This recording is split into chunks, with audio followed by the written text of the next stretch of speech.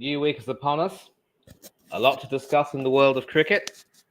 As usual, it's time to take our weekly trip off to the boundary over here on the corner. And as always, you are welcome.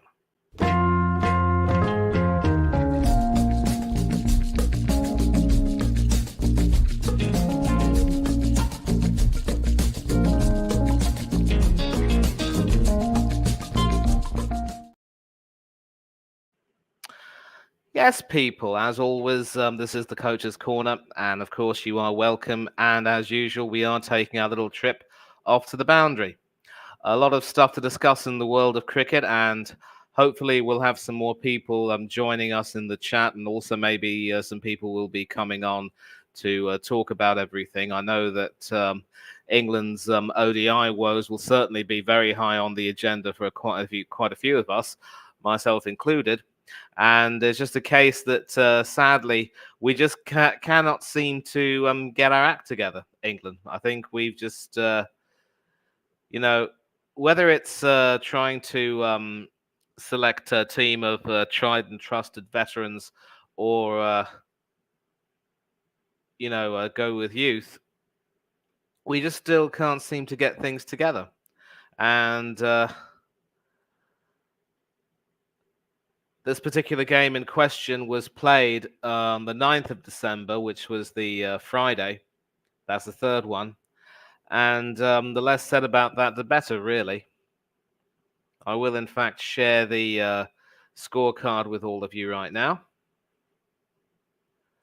And this is, of course, the main topic in question.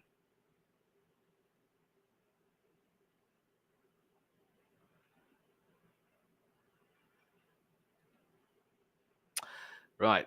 So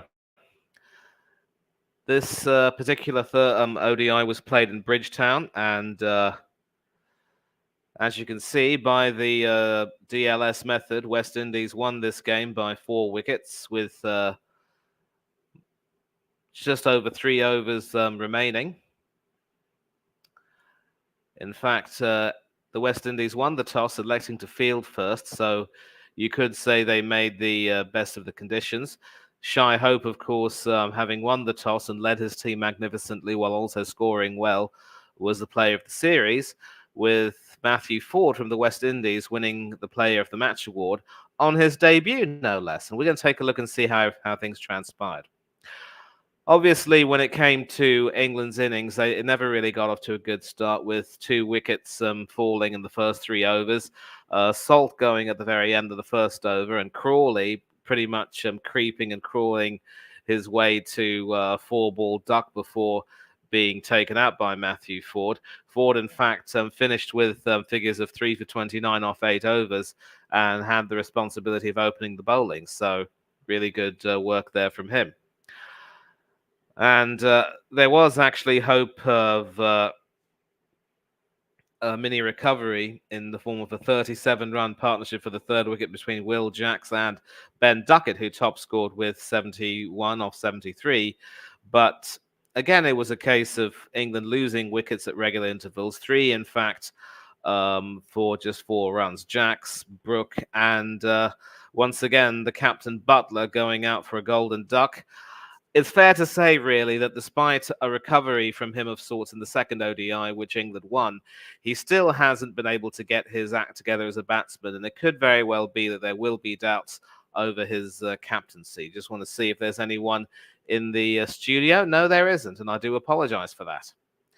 And some hope in the form of an 88-run partnership between Liam Livingstone and Ben Duckett, but once Duckett fell, Williamson followed not too long afterwards, and then we saw Sam Curran, Ryan Ahmed, Gus Atkinson, and Matthew Potts swinging a little bit and adding a few boundaries between them. But of course, it was in fact Atkinson and Potts who took the team to the end and helped them avoid getting bowled out, ending up finishing on 206 for 9.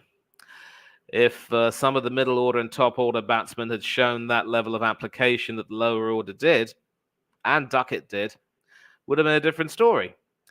The 8 wickets, of course, shared between Matthew Forde, Romario Shepherd, and Alzari Joseph. Forde, of course, was arguably the pick of the bowlers for being economical and picking up those wickets. Mention, of course, to Gudakesh Moti. We'll find out a little bit about who he is. Slow left-arm bowler, and I would say a left-handed batsman as well from Guyana. And boy, have there been many great West Indian cricketers to have come out of that nation. Moti, of course, very economical. Less than 3 and over for his 8 overs. It was, I think, shortened to effectively 40 overs a side due to the incessant rain, I would imagine. And then when the West Indies came out to bat, they actually had the target shortened to 190, if I think that's the case. No, the target was actually 188, rather.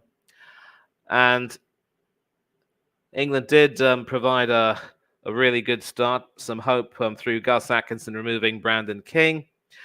But then once Athanasi and Carty got together, 76-run partnership for the second wicket pretty much set them on their way. Even after Athanasi and Hope went in not very quick succession, but you could say not adding a few runs. Hope in particular, for once, some failing in this series, but the damage had pretty much been done at the top of the order. And then, of course, it was a case of the likes of Hetmeyer and company coming in and adding a few. And then it was Romario Shepherd with his big hitting, who was kept until the end. And it tells the story. 28 balls, 41 runs at just under 150 strike rate, 3 fours, 3 big sixes. He and Matthew Forde together were able to just take the game to England and make sure that they simply had no way back. The West Indies were, of course, 135 for 6, and England did have some hope of possibly trying to win, but Shepherd pretty much said, nope, I am not going to let that happen, and he ended up leading the flock to the promised land of victory. Atkinson started off brilliantly, but was expensive near the end, conceding those 2 big sixes. And mention also for Will Jacks, who bowled very well in the middle orders, taking 3 for 22. Absolutely economical. Rian Ahmed chipped in with a wicket, but once Shepherd and Forde really got going, there was practically no way back for England. And so the West Indies obviously recovering very well from the twin losses of failing to qualify for both the T20 and the ODI World Cups in succession. This win should probably do them a little bit of confidence and maybe try and get a few players back. And especially given the controversy surrounding Shane Dowrich retiring from international cricket after being named in the squad. And also with Darren Bravo making himself temporarily unavailable, a win like this will really only serve to help the West Indies in some way, but it's going to take a lot more than this to help them really get back to where they used to be and where they should be. But as for England, new squad, new tour, same old woes. And as far as Jos Buttler is concerned, I really do wonder if he might benefit from taking a break from the captaincy. The only problem is, by selecting a young squad for this particular tour, he doesn't really have too many options as to who could help him with regard to captaincy, or who could actually replace him. And taking a look at this particular team, I know that Crawley has played more than a few tests. Duckett also very much a part of the test side. And Sam Curran is quite experienced as a limited overs cricketer, but I just don't see him as a captain. Could it be Livingston or Brooke? There are so many questions that will need to be answered, and I think when Buttler gets back to England, he will need to have a long talk about what will transpire and where he sees himself in this ODI team. It is fair to say that he does have some credit in the bank, given the fact that he was a part of that wonderful triumph in 2019 and also captained England brilliantly to the World T20 Championship. But the way things have declined for him since then, it is quite alarming. Of course, England do have the chance to shake off that disappointment. I do believe they are, in fact, scheduled to play a game tomorrow.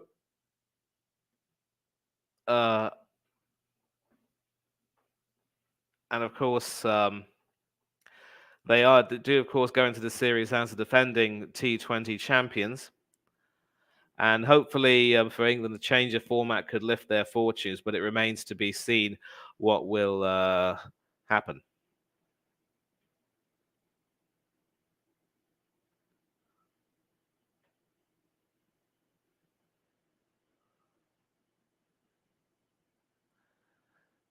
And of course, the team news for this is that there will be some big names back on both sides. The West Indies, of course, set to welcome back a host of battle-hardened internationals for the series. Jason Holder, Nicholas Pooran, along with Mayers and Russell. They've been playing in the Abu Dhabi T10, but they will come back in. Kyle Mayers, in fact. And, they will add some beef to the team with Rovin Powell set to captain the team in the T20 format, replacing Shai Hope. I'm never a big fan of split captaincy, but, it is what it is. And Matthew Mott has confirmed that for the T20 side, Joss Buttler will return to opening the batting. So captain, opening batsman, wicketkeeper, reminds me a little of Alec James Stewart back in the day. And so Moeen Ali also comes back into the side, replacing Rayan Ahmed, perhaps. And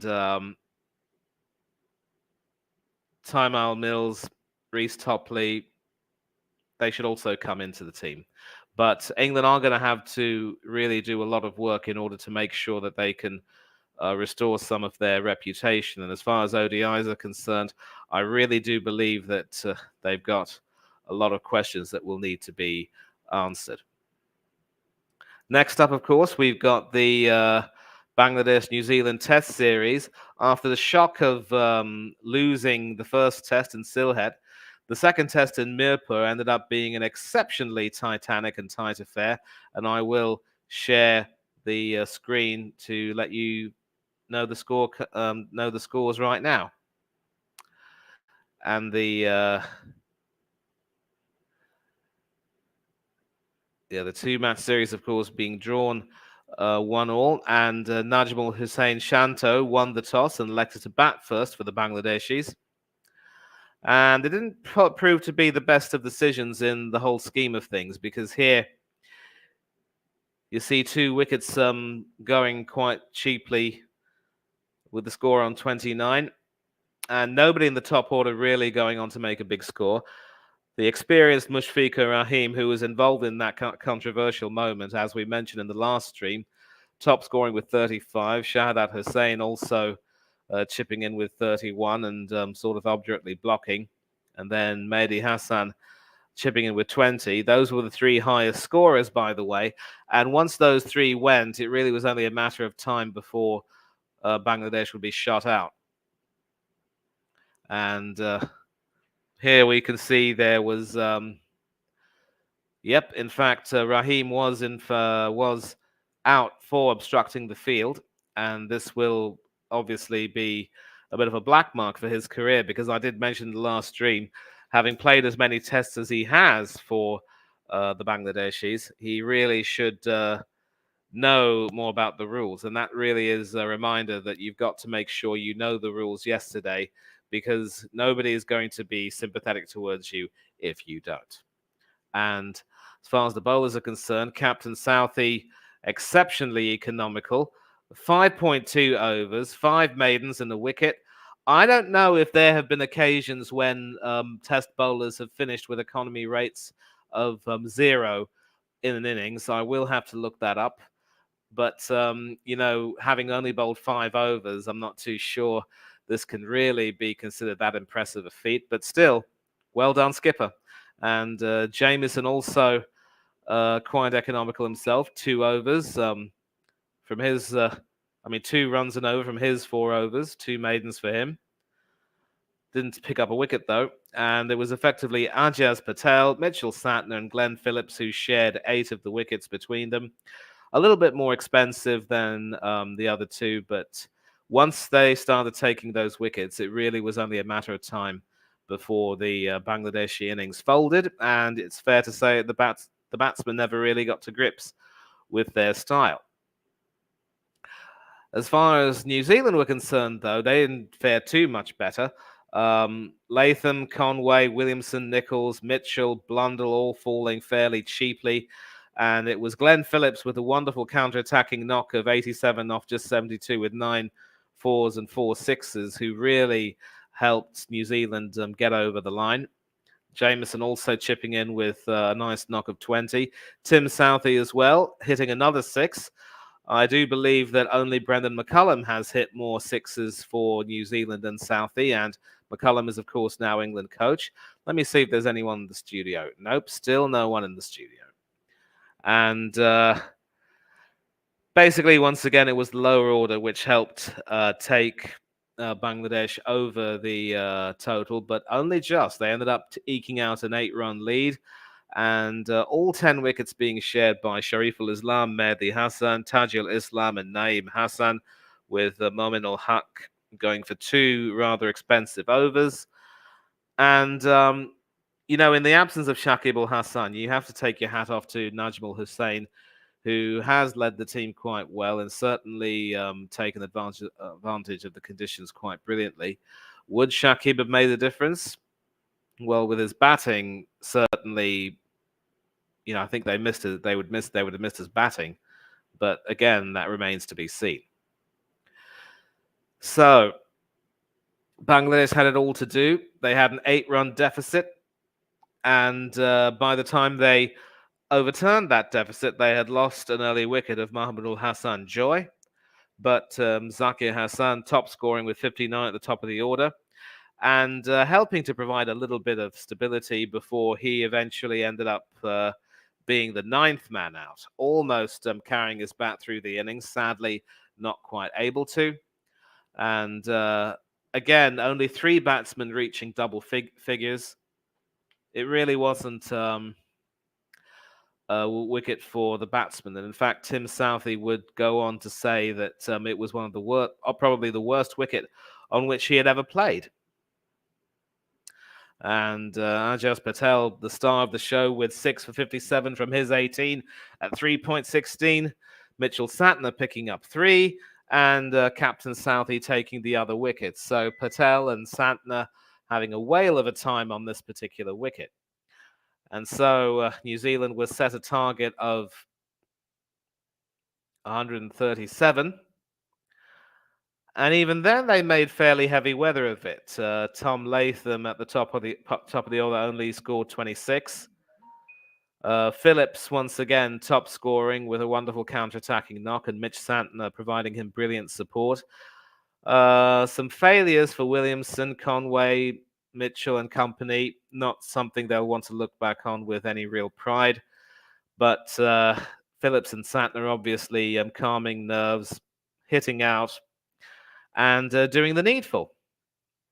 And Mehdi Hassan, of course, starring with 3 wickets, 2 for Tajul, 1 for Shariful, but no real joy for Bangladesh here. And player of the match, of course, was Glenn Phillips, but Tajul Islam was awarded the player of the series. And it's rather interesting to take a look at how this series, transpired, because obviously, when it comes to home conditions, the wickets in Bangladesh will obviously favour the spinners and the bowlers to a greater extent, and you do have to work hard for your runs.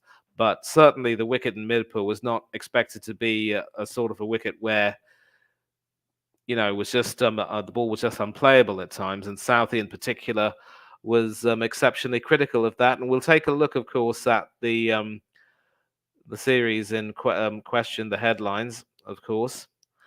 And I will, in fact, take a look at it. obviously, the Bangladesh captain said that he had no complaints about the pitch. It was just a case of poor batting, but Southeast said it was probably the worst wicket I've come across in my career. The balance between bat and ball was heavily favoured into the bowler's hands. For the match to be over in 170 overs, sort of reflects that. So I'm proud of the guys for scrapping away and then coming away with the win. It was a scrappy game, a tough wicket. Runs were hard to come by, and those little moments and partnerships throughout were crucial. Whereas in other matches, when you get conditions being a little bit more even between bat and ball, don't get noticed as much. And obviously, once we have some more people coming in, we will have a bit of a debate about, the state of pitches and how they should provide a lot more in terms of equality between bat and ball as such. But clearly, nobody wants to see, tests where wickets fall like 9 pins very, very quickly because the pitch is an absolute minefield. And at the same time, nobody will necessarily want to see bowlers huffing and puffing but unable to blow the house down while batsmen make hay while the sun shines. So this is, of course, a debate which will come a little bit later. Cricket has normally been more of a batsman's game, so I suppose it's fair to say that there will be expected to be a slight advantage for the batsman, but the bowler shouldn't be made to, really work hard for their runs either. And so before we move on to the next topic, we will take a look at some of the comments. Only 2 so far. Chelsea fans joined in. Big up. And keep hitting the like button. I do understand, of course, we probably might not have too many people watching this stream right now. Maybe because it wasn't, promoted, or it wasn't expected that we were going to do this. I'm not too sure. But if we do have some people watching on playback at the very least, then that would be really, really good.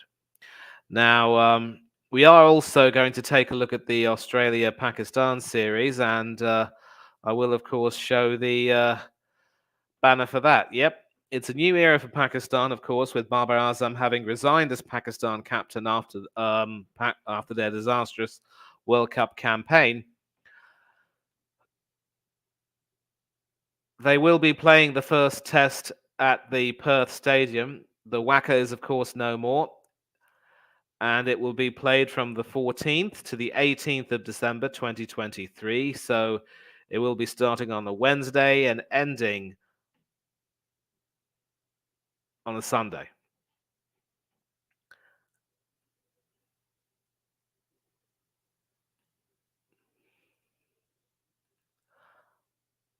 And of course, the Aussie camp was rather rocked by the controversy surrounding David Warner and his farewell series. The third test, of course, will be at the Sydney Cricket Ground, which is Warner's home ground. The second test in between will be at the iconic MCG. And Nathan Lyon, of course, makes a return to the Australian team after injuring his calf against England in the Ashes. And he is, of course, closing in on 500 test wickets. And he will, if he reaches that landmark, will be the third bowler after the late, great Shane Warne, Lord rest his soul, and also Glenn McGrath to take that many wickets. In fact, Warne, of course, had over 700 test wickets, and McGrath finished his career with over 600. So Lyon will still have some way to go, but now that he's back, it's time for him to roar once again. And Pakistan obviously have had quite a few issues with their team selection. The spinner Abrar Ahmed, bespectacled, of course, left-arm spinner, he has sadly been ruled out for the first test due to a knee injury, and that was sustained during a tour game earlier in the week. And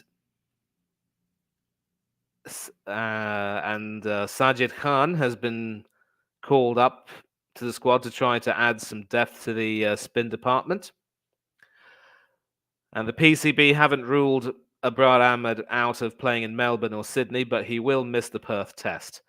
and he had actually gone off the field after bowling 27 overs against the Prime Minister's 11 in Canberra due to pain in that right leg around his knee, and the MRI scan revealed the extent of the damage. In 6 wickets for Pakistan, he has picked up 38 wickets, and he would have been the lead spin bowler. But now, of course, the onus will be on other bowlers who are trying to do well, including a certain Noman Ali, another left-arm spinner who has picked up 47 wickets in his 15 tests. Sajid has 22 from 7. And so this will probably be a rather young team, which is expected to try and do whatever they can against the might of Australia with a lot of their experience. And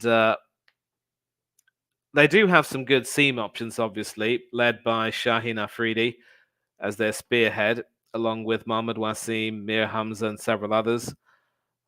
But again, as I've said, it is going to be a rather young team, and it will be interesting to see how they do under a new captain.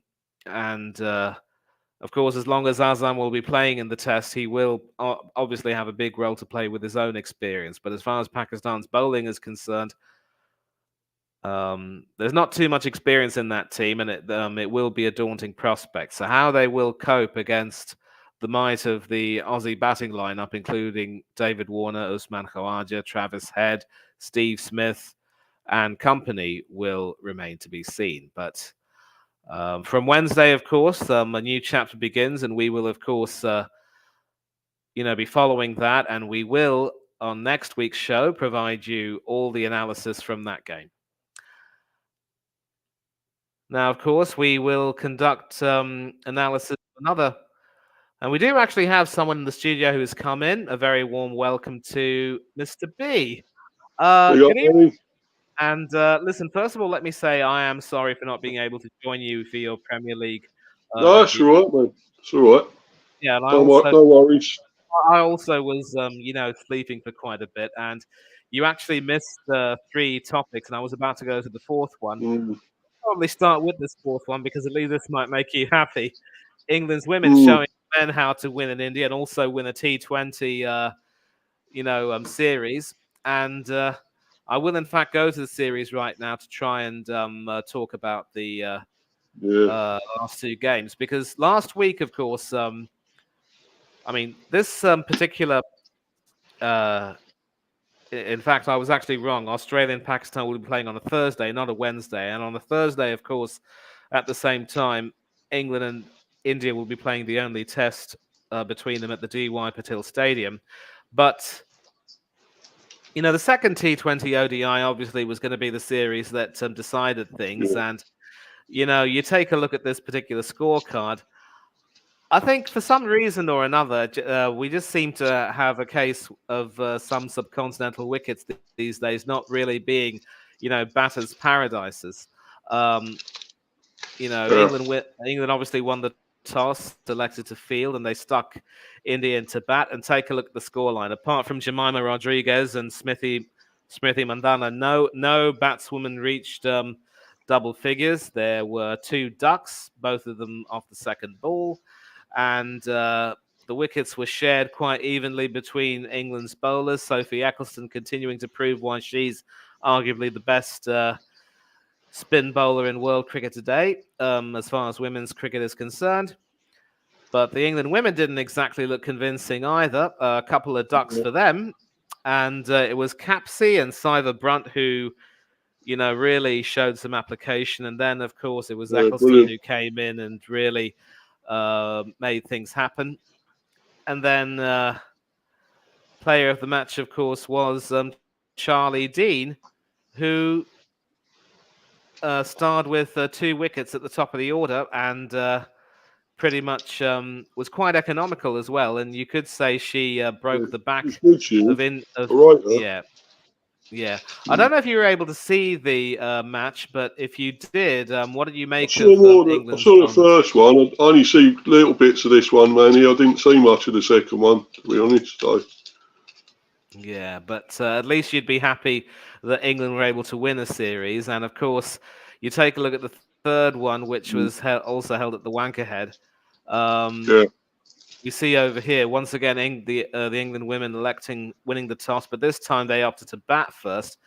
And apart from Captain Heather Knight, top scoring with a nice half century, only 3 other batsmen reaching double figures, including Amy Jones, who contributed 25, and that was a part of a 41-run partnership for the 4th wicket. And Charlie Dean also coming in near the end and stroking a few runs, hitting a boundary. And here with the bowlers as well, we had 3 wickets each for Saika Ishak and Shriyanka Patil. I think both of them are spinners. And when it came to India's batting, I think this was where they really got their act together, with Mandana scoring 48 at the top of the order and Rodriguez getting 29. We were actually talking, Mr. B, Hanno and I, in the last show about how, in contrast to England fielding a more experienced team, India have pretty much opted to go with most of their seniors, but a selection of a few youngsters.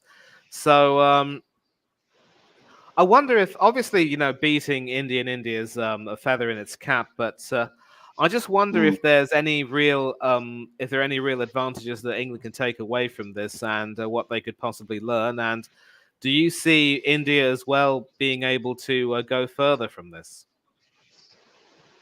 Yeah, I mean, I thought it was great display. I mean, obviously, I saw the first one all the way through, and England were great. I thought pretty good in that. I mean, obviously, they lost the first 3 or 4 quite cheaply, because they bowled through them quite well. Who was that woman? I can't think of her name, the bowler, that got, she got 2 or 3 for next to nothing to begin with. The Capsy and all that went cheaply, didn't it? I can't even remember her name now, but it was a great start. But they bounced back. They came back, fought back England, didn't they?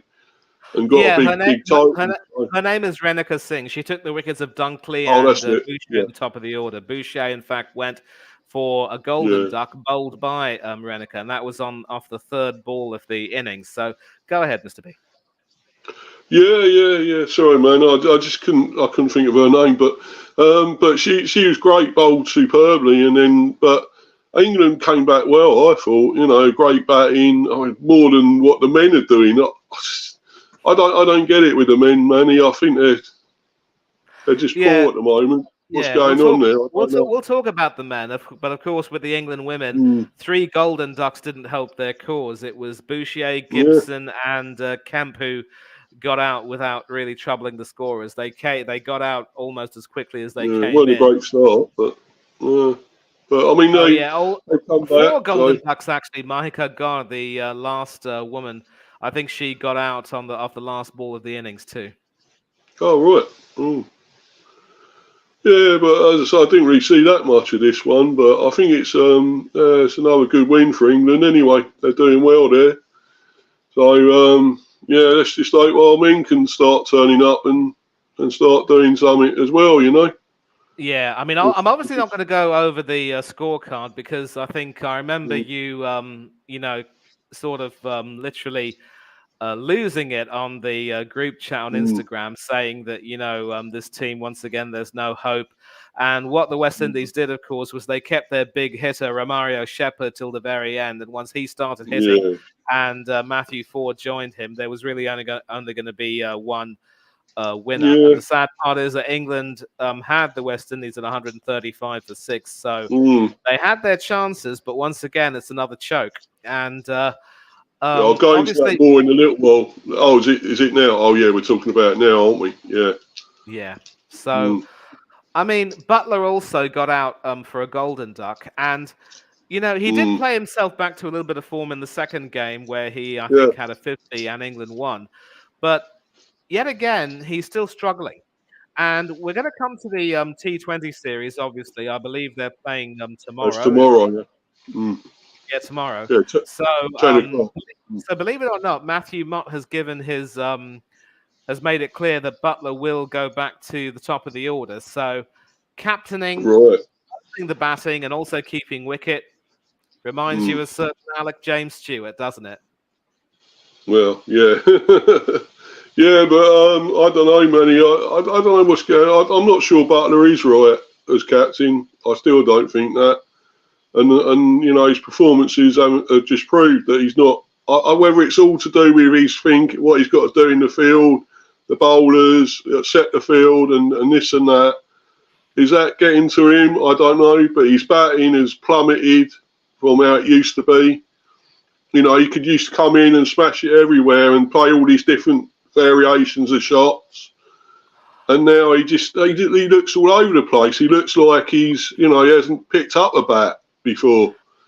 And I just don't get it. And he's mentally shot. That looks to be the case. And I do remember Alec when he was captain of England. He started magnificently in the tests with a win over South Africa.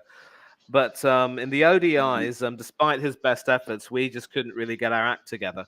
I think we did look good in Australia when we played down under. We were winning quite a few games there, but just couldn't quite get over the line. But sadly, in that season, of course, was the home World Cup, which we hosted in '99. And it was supposed to be the World Cup, which would celebrate a new brand of cricket. But sadly, we couldn't even make the Super Six. All we had to do was beat India, and we would have given ourselves a chance at the Super Six, but we failed to do that. And after that, Stewie just had to resign as captain.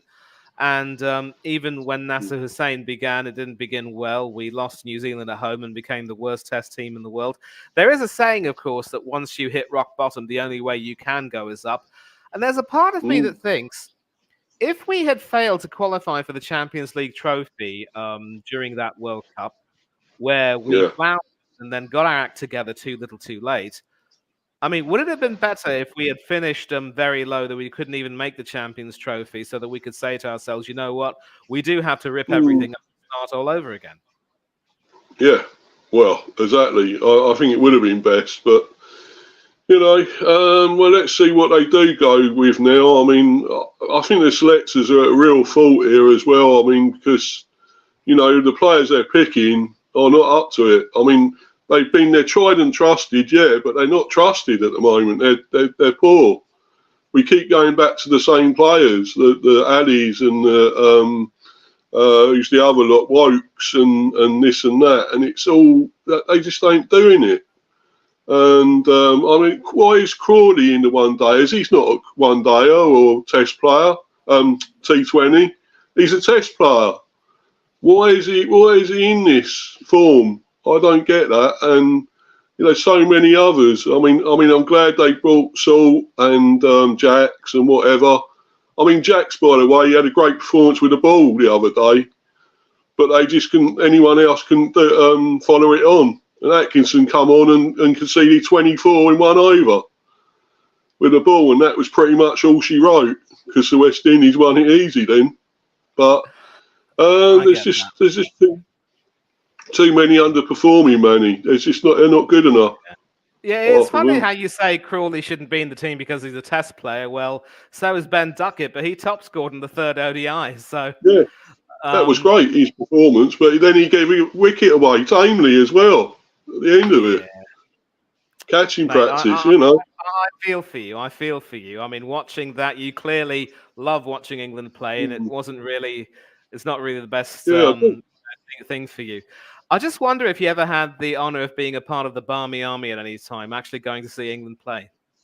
No, I wish I had. Because the atmosphere is brilliant with them, and they all get up and cheer and do the songs and play the trumpet and all that, that business. And I'd love all that, but unfortunately, no, I haven't been able to. But I'd love to be part of that at some stage. Obviously, when it comes back to our grounds over here, that'd be great. I think if you live not too far from Lords, if you can try and get a ticket for the Test, that would be good. I think the limited overs might probably be sold out. So I mean, I think that the problem with cricket is that the limited overs tickets might be sold out a lot more easily, but the Tests they go for 5 days, and of course during the summer, of course, they try to make some offers for Test matches as well to try to get more people in. So if you do get a chance to go there, tickets are price and money, not cheap. Yeah, but listen, I'll tell you what. I mean, we also know about how clubs try to fleece fans when it comes to ticket prices.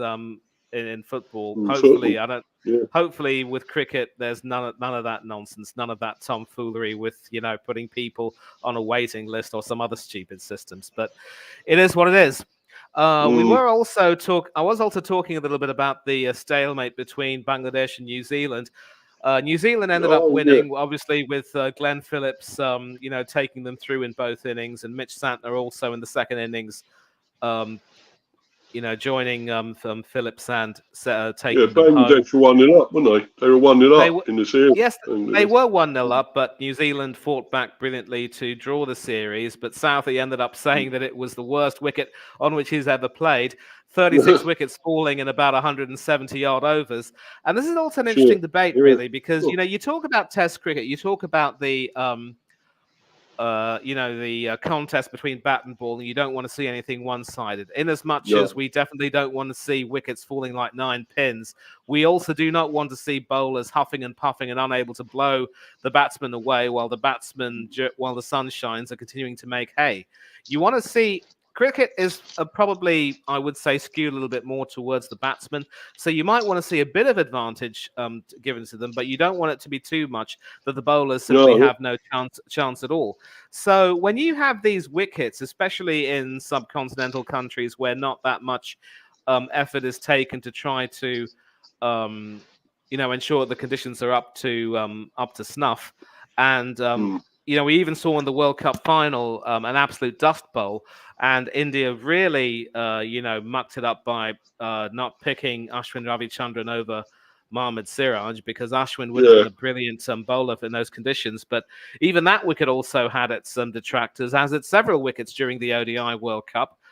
We need to start having a system where countries are punished, at least in terms of, at least monetarily, if not with points deductions in a World Mm. Test Championship or anything like that, for fielding these poor wickets or being unable to make sure that the wickets are up to scratch. I do get the home advantage bit, but this is ridiculous. What do you think, Dave? Mm. I agree. I agree, Manny. I agree. It's not enough's been done. Not enough punishment with it and all that. So I totally agree with that. Yeah, glad you do. Glad you do. I really am. And Mm.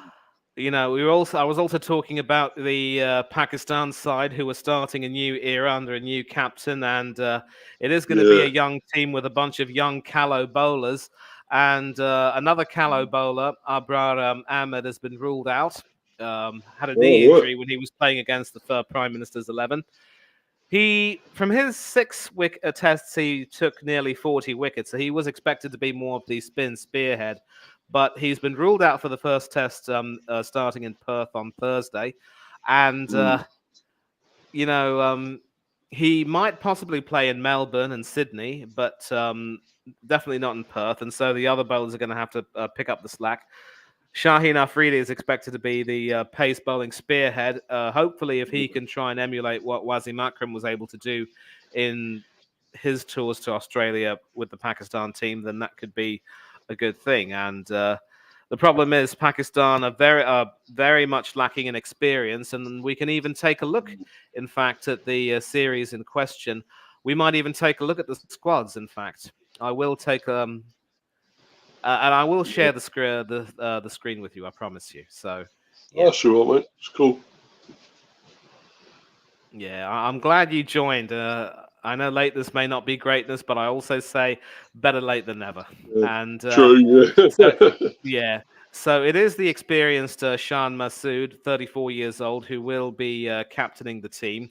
And a little background on him: he was actually born in Kuwait, but obviously No. to a Pakistani family. So 30 tests for him, and not really been, you could say, a fixture very much in the team. But now he does have a chance to try to, re-establish himself. A pretty poor average of under 29. But so this could be an Mm. opportunity for him, and obviously, with Babar Azam having resigned, um, they needed someone else to captain the team. Azam finds his place as a batsman, as does Mohammad Rizwan. Sarfaraz Ahmed, who's captained Pakistan before, was also in the team as a wicketkeeper batsman. So there is some experience as far as the batting is concerned, and as far as the all-rounders are concerned, I think maybe Agha Salman is one name that really shines through. Now, these bowlers, with the exception of Shaheen Afridi, who is ironically the youngest of the lot, most of these other bowlers aren't exactly household names. So when you take a look at this particular Pakistan squad, you see that disconnect between the batting and the bowling in terms of experience. I'm not too sure that would necessarily be a good thing. What do you think Yeah. about that? Well, as you say, there's a little bit of inexperience, but then you still got the experienced players there to guide them, bring them through. So it had to change really, didn't it, after that World Cup for them, because that wasn't that great for them either, was it, Pakistan? Although they done okay, but they didn't. I think they were expected to at least get to the semis, wouldn't they? Pakistan, so. It's disappointing for them, but I think they always produce talent, and there's always somebody coming through, good young bowlers, quick bowlers, and so forth, spinners. They've always got that talent, haven't they? The production line. So, I think it could. I think you need to give them time. It's not going to gel straight away, is it, with these youngsters and that? But I think it will come good, and I think they're going to be a force again in cricket, Pakistan. I really do. I think they're going to be up there again. Yeah, but it will probably take winning some. Agreed, but it will take some time, mind you, and bear in mind that quite a few of the more experienced players are also nearing the wrong side of their 30s. Sarfaraz Ahmed has been around the block for quite a bit of time. And he obviously is more famous as the former limited overs captain who did quite well with the team. So he might be expected, along with Baba, to provide Shan with a bit of guidance with regard to planning. As far as the Aussie squad is concerned, there aren't really too many concerns. I did speak in the group chat about the controversy between, Johnson and David Warner. We were talking about that, I think, in the last show. I don't know if you were there for that, but as it stands, Warner will play in the series, but I don't know if he might. There is a chance, though, that if he does fail in Perth and Melbourne, he might not get picked for Sydney.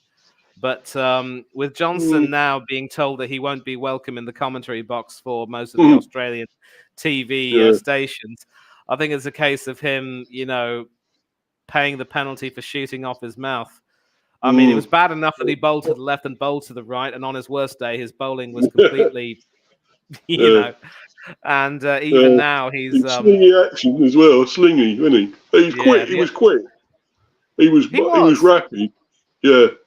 He was, and when he was accurate, he was at his best. But the ironic thing is that he is actually right-handed and played tennis right-handed, but bowled left-handed. So maybe he should have stuck to bowling with his other hand to at least give himself that consistency. Although, if he hadn't have done that, that, would he have been as prolific? You never know. But you still got plenty of English players out though. Let's put it that way. In them Ashes and so forth, Oh mate, that 2014 series was really the series from hell. Away in their grounds, yeah. Kevin Peterson, Alistair Cook, hardly anyone really. With a few possible exceptions, hardly anyone really distinguished themselves. And as far as Australia are concerned, there are no complaints about their experience. Khawaja, Warner at the top, Smithy in the middle, Mitchell Stark bowling, Nathan Lyons back in the team, and very well led, of course, by Captain Pat. You have to say that they are favourites to win the series, but I mean, as much as we can say stranger things have happened, you really can't look beyond an Australia win. But I'm sure they're not going to take Pakistan too lightly, yeah? No, you shouldn't do because I mean, even though if they got new players and trying to gel and whatever, I think they're still going to produce an upset or two. I think a surprise because they're very capable of that. So I don't think it'd be all one way for Australia. I think they might just win one at least. Pakistan. How many is it? 4 or 5, Manny? 4. 5. Just 3 tests: Perth, Melbourne, and Oh, Sydney. 3. Oh, just 3. Yeah. Yeah, Well, because they might get one. Consolation one, I think. I mean, for me, the best they can possibly do is try and, get the best. I mean, yeah, as I said, the best they can do is possibly try and have a few individual accolades, maybe a 5-4 or a century here and there, but. In actuality, I think that really is as good as it can get. I mean, they're talking about going to 4 tests, Manny. What do you think of that? Just 4 instead of 5. Now they're talking about. What do you? You mean for the Ashes? Well, yeah, and other test series as well. It's difficult to say. It's difficult to say because obviously, when you take a look at the Australian summer, of course, where given that it's November and December, our winter, the UK's winter, will be Australia's summer. So, having 5 tests over the summer has always been a big part of tradition, and they do take their test cricket very seriously over in Australia. So, if it me, the only reason I can think of as to why they'd want to do that is because they want to try to get more of the limited overs stuff in. But to be brutally honest, if we take a look at the Big Bash, it doesn't really provide too much in terms of quality these days. And we had a chat, Hanno and I, about the BBL squads, and most of them really. I mean, several of them are chock full of Englishmen, but you don't see many of the international stars coming for that this time around. I think maybe because they want to preserve themselves to play international cricket. There are a few Aussie stars who will be playing a few games here and there in between, but that's pretty much as far as it goes. But but as far as the Test cricket is concerned, this series between Australia and Pakistan should be straightforward for Australia. I think they will be disappointed if they don't have a convincing series win. And as for the prospect of reducing it from 5 to 4. Personally, I'm not in favor of that. I don't want to have a situation where, you play your hearts out, and you end up with, say, a drawn 2-all series. In theory, it could very well be a shot in the arm in terms of trying to bring about competition, but if it means also losing more revenue in countries which take Test cricket a lot more seriously, personally, I'm not in favor of it. And of course, one player who could have been an asset for Pakistan is Asad Shafiq, who has announced his retirement from all cricket today. He played his last Test for Pakistan in 2020 and had since then been a regular in the domestic circuit. In 77 tests, he scored 4,660 runs at an average of 38, which isn't really that good, but he did have some moments. Still a good lot of run. He did, and 12 centuries and 27 50s for him. He was a part of that team, which which for a time was number 1 in the world under Misbah Haque's captaincy, and so he did of course play his part in that. And in fact, his highlight, of course, was in 2016 when, against Australia at the Gabba in Brisbane, he top scored with 137, and that took Pakistan close to what would have been a famous Test victory, but sadly, it wasn't able to materialize. And not too successful as a limited overs player, but obviously as a Test batsman, he will be remembered well. And it would have been nice to see. It would have been nice to have seen him make a comeback, but sometimes things are just not meant to be. And we don't really have too much to talk about. I'm not too sure you're a big fan of the Big Bash. I do watch it sometimes, mate. Yeah, I watched it earlier today. Actually, there was one on this morning. Oh, nice. Who was playing? Who was playing? I think it was Hobart. Was it Hobart against? Trying to think who the other ones were. but I think Hobart won it. I think so. Yeah, it was Quite Hobart easily. against. No. It was. I think it was yesterday, right? Or Oh, was it? Yes, uh, I thought it said live no, today, but it might no, have been a no. It was highlight. no. You're right. It was earlier today, and I believe Mm. it was being played in Tasmania, which is where the Hobart Hurricanes are based. And it was the Hobart Sixers who ended up with. It was the Sixers Sixers. who Yeah, won that that's it. by 6 wickets Oh, sorry. with Yeah, 4 balls Sixers. Yeah. remaining. And here as well, if I mean, I'm just taking a look at the scorecard right now. Um, you know, there aren't too many big names that really, jump out. And I don't know, for some reason, Steve, I'm not really too big Yeah. a fan of these T20 franchise leagues. I don't really see the appeal that it gives. I mean, I'm more into the international stuff, and Mm. we do have a few, obviously, some results. I mean, a few games coming up. I believe, later on tomorrow, or later on tomorrow, the Thunder and the Heat will be playing. The Sydney Thunder against the Brisbane Heat, Yeah. and then of course, uh, Could be some hot yeah, lightning. Oh.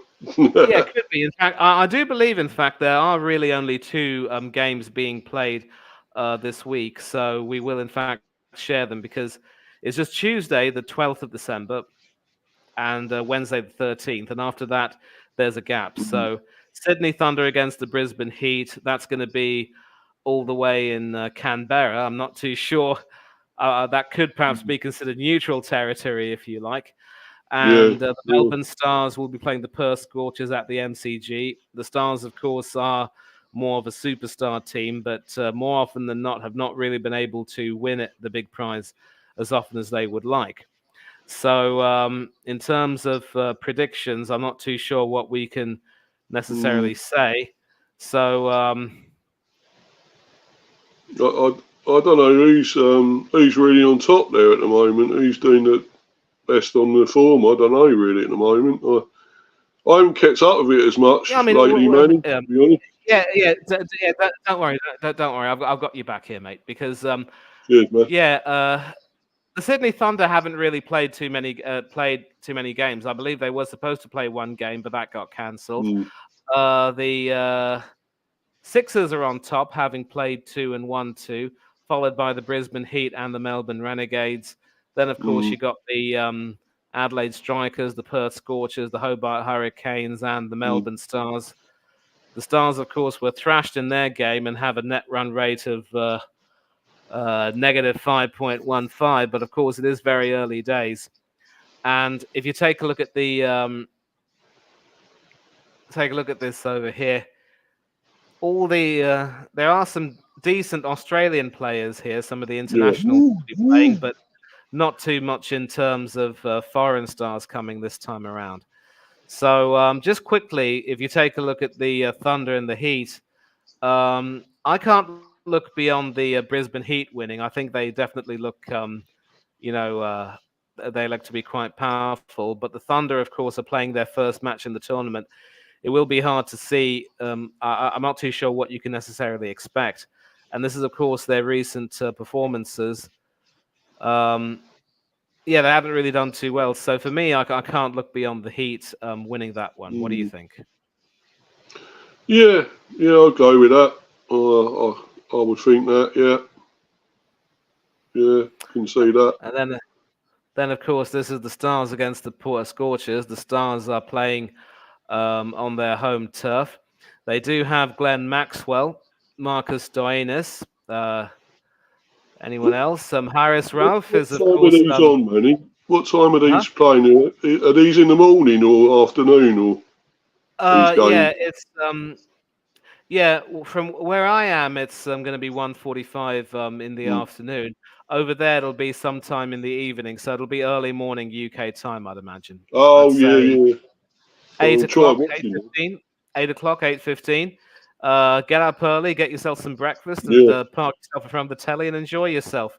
Yeah, man. The only Definitely. the only problem is I don't know which channel carries the Big Bash. I mean, is it on Sky It's Sports? on Sky, yeah. It's been on Sky and that. So, Yeah. um, And the Stars actually have a couple of players who, would normally be a part of the test series, but Haris Rauf and Imad Wasim, for some reason, haven't exactly been called up.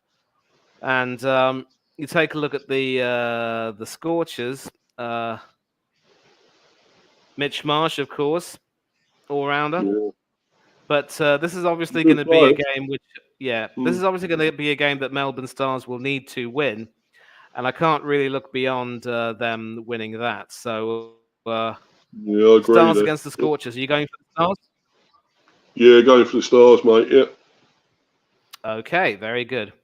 And we will, of course, end this episode on a very sad note. We had learnt over the weekend that Oh, yeah. former West Indian international Joe Solomon passed Mm. away at the age of Yeah, sad. 93. Oh, Played good 23 age, though. Test matches for the Mm. played 27 Test matches for the West Indies. As they say, great Had, innings, a long innings. Yeah, yeah, there. very long indeed, very long indeed. 1 century, an even 100 not out, 9 50s, and a I never part-time leg see him spinner. play. Did you see him play, Manny, or do you Well, ever I see was him play? born in 1930, 51 Well, I years mean, before I he was must have born. played what time? How long did he play till? I don't know. Well, how Yeah, long? 50s, 60s did he yeah. play? He played for about 7 years or so, and he Oh, ended his Test career in 1965, and kept on playing at first class level for another 4 years after that. they And must have had footage of him. No, there must be footage of him somewhere showing him and that playing, surely. yeah, a lot of archive footage more than anything else. But he is, in Mm. fact, most remembered for his role in the very first tied Test against Australia at the Gabba in 1960. And in Oh, right. fact, to pay homage, I will, in fact, share the screen right now. Oh, cool. Yes. Confirmation of his stats: played 27 Tests for the West Indies between 58 and 65. A late starter, in fact, in first class cricket, debuting at 26, but his first three first class innings were centuries: 114 not out against Mm. Jamaica, 108 against Barbados, and 121 against the touring Pakistanis, playing for Guyana. How many great players have come out from Guyana? Oh, The likes of Clive Lloyd, Carl yeah. Hooper, Green Chandapal, but Joe Oh, Solomon precedes all of them. And with 6 runs to win off the final 8-ball over in that tied Test and 3 wickets remaining, Australia looked set to steal a dramatic Test, but with Richie Bernard mm. and Wally Grant falling in Oh, quick Richie succession, Bennett. Yeah, yep, oh, God rest his soul brilliant. too. Yeah, Australia yeah. were left needing 1 run off 2 balls, but with just 1 wicket remaining, Lindsay Klein, the last batsman, nudged the next ball to square leg and wanted to steal a single. But Sullivan picked up the ball and his dead-eye aim caught Ian Meckiff short of his crease, and that was the first ever tied Test. The second one, of course, taking place in 1987 between Alan Border's India and Alan Border's Australia, rather, and Yeah, I Sunil was going to say. Gavaskar's India. So Yeah. I have these Freudian slips every now and then, and as long as I check Yeah. myself, I'm fine. Yeah. Yeah, I know the other and border was ever catching India somewhere, but yeah, and yeah, he did make some useful runs in that Test, and we will yeah, take a look, obviously, at the score card. And yeah, Gary Sobers, of course, top scoring for the West Indies with 132. yeah, Sir Brilliant, Garfield, brilliant. Mm, brilliant player he was, definitely. yeah, Wes Hall also chipping in with a 50 very near the end. Solomon, of course, had a half century in that innings, 65 off 141. Very oh, useful indeed. The highlight mm, of Australia's innings, there was a 92 from Bob Simpson, but Norman O'Neill top scoring with a huge century, 181. And when Solomon batted second time around, he scored 47. So he definitely did play his role. And Alan Davidson, the left arm fast bowler, scored 80 not out and would have taken Australia to a win. But sadly for Australia, Joe Solomon had other ideas. yeah. And Sounded like a player, didn't he? Good player. yeah, and Oh, of course, Solomon was also best remembered for the minor controversy at the second Test at the MCG when he was out hit wicket as his cap fell onto the oh, stumps. So oh. yeah, so That's some way to obviously, get out, isn't it? Bloody hell. Yeah, I'll tell you what, at least unlike Mushfiqur Rahim obstructing Yeah. the field, you don't have a situation where there's that much in terms of controversy. I mean, maybe not controversy necessarily, but at least it's not due to any kind of negligence. So, Yeah, Stephen. at least Yeah. it was really Right, more man. bad luck in his case. And Stepsy, I'm really sorry. You've joined at the worst possible time. Yeah, we We're nearly about finished. to, Yeah. we're about to end the stream, in fact. So, there's a part of me that would like to wait for him to, come back, but then, It'd we've be been good on to for hear his views on England and stuff. I would like to know, because I know he feels passionately about it with England as well, but, yeah, I mean, they're playing yeah, cricket. we can possibly wait for him to come back in the next 2 minutes or so. I mean, why did he leave anyway? Was his connection not too good? I don't know. I think he had a phone call there, so I heard his phone going, so might have had a call. But, Okay, well, you know what? We'll probably, bring him in another next week, and of course, next week we will be talking about the England squad for the tour to India. We've chosen not to cover it today because obviously England still have a lot of things to deal with, including the T20 against the West Indies, and India also will be playing South Africa in the T20 series. There, the game over the weekend was washed out, washed so out, yeah. we'll probably cover those as well next week. But Mr. B, as always, thank you very much for joining in. Always good to have No you. worries, bro. Do shout yourself Anytime, out and mate. tell us what you got coming on your channel and what where we can find you. Right, yeah, Mr. B, Hive of Football Chat, Mr. B for Life 182. Obviously, I've done my debate show earlier on, although it didn't start out too well because it was supposed to be at 3, and I overslept because I had a nap, and I slept too long, overslept because I was at work from about 6 this morning. So I didn't go too great, but I've done the show anyway about 4:30, and had Stephen on. He was on there, the Luton fan. He came on, so that was great. Obviously, I've got other things coming up. I've got a preview for our match with Villa on, obviously, the one for Sunday. It's going to be Thursday, I think. I'm going to do that, and I'm going to obviously get a Villa fan on to do that. So, looking forward to it. Obviously, unfortunately, we lost to Sheffield United over the weekend, which weren't great. But we need to come back somehow. We're depleted and a bad wave, injuries and stuff, and Bomo out as well as a load of others. So let's just come. Hopefully, we can come back and maybe do Arsenal a favour, Manny, and City and all the rest, and try and beat Villa for you, which you couldn't do. But anyway, come on, you bees. Well, it might be easy because Villa do have Douglas Luiz suspended after he picked up a yellow card against us, but. Emery will have his work cut out trying to replace him. Maybe he might be forced to bring Dendoncker into the side. We don't know. But yeah, hopefully you should have some relief. And of course, we've got Brighton and Liverpool coming up. Lord have mercy. And with that, we will, of course, end the stream. Thanks a lot to Chelsea fan in the chat. And I'm really sorry that, we haven't really had too much in terms of chat-wise engagement. But, hopefully next week we'll have some more people back. It was a sort of hastily arranged stream today, and that's sort of the way things go. But thanks a lot to everyone. Hanno then? How come Hanno, isn't he? Yeah, he'll be presenting another stream later on tonight. I think he's been busy right now. But but thanks a lot to all of you who've to Chelsea fan obviously in the chat. Thanks a lot to you, Mr. B, and hopefully we'll have some more people watching this on playback. But until then, we've taken a trip off to the boundary, and it's time for us to say goodbye. We'll see you all again very soon. Don't do anything that Mr. B or I wouldn't do. But until then, cheers, everyone. We are out.